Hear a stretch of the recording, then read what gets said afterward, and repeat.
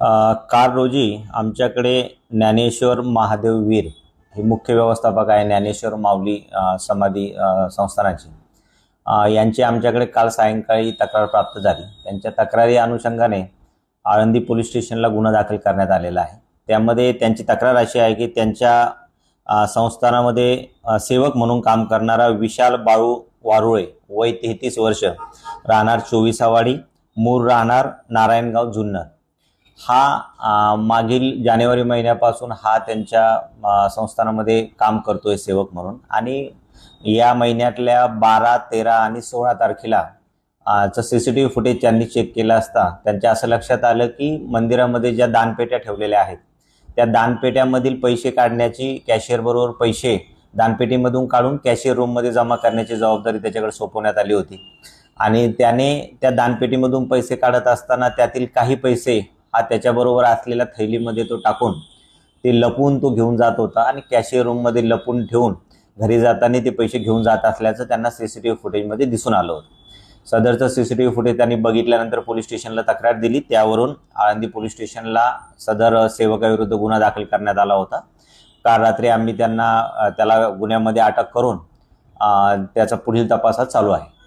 कोणते गुन्हे दाखल आहे का कोणत्या पोलीस स्टेशनमध्ये आणि तो आळंदी देवस्थानमध्ये कशा पद्धतीने आला, काय एकंदरीत त्याची मोडस होती?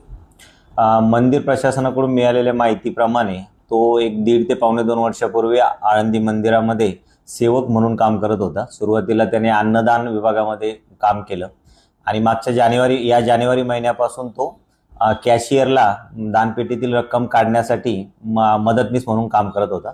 त्याच्यावर काही इतर गुन्हे दाखल आहेत का याबाबतची माहिती आम्ही तो राहत असलेल्या नारायणगाव जुन्नर यवत या पोलीस स्टेशनकडे मागणी केलेली आहे।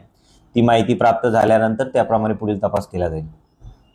त्याच्याकडे किती रक्कम आढळून आली? कारण प्रथम 15,000 दिसून येते, नक्की किती रक्कम त्याच्याकडे आढळून आलेली आहे आणि अजून तपासात कोणत्या कोणत्या गोष्टी पुढे येणं गरजेचं आहे?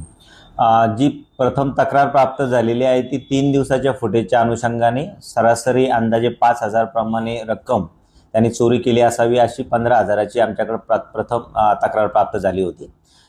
त्याला अटक केल्यानंतर आम्ही जी त्याची घरजडती घेतली त्यामध्ये त्याच्या घरामध्ये 3,83,000 रुपये जवळपास हे ते रिकवर झालेले आहेत। त्याबाबत ती अमाऊंट कुठली आहे नेमकी आणि त्याबाबतचा तपास आम्ही त्याच्याकडे करत आहोत। यामध्ये अजून देवस्थानमधील कोणी सहभागी आहे का?